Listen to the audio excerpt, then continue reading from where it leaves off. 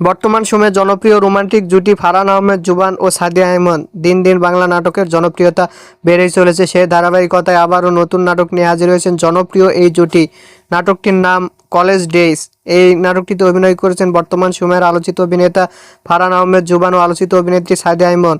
এই নাটকটি রচনা করেন অনিক ইসলাম, প্রবীর রায় চৌধুরী এবং পরিচালনা করেন প্রবীর রায় চৌধুরী। নাটকটি খুব শীঘ্রই ঈদে সিডি চয়েসের ইউটিউব চ্যানেলে প্রকাশিত হবে।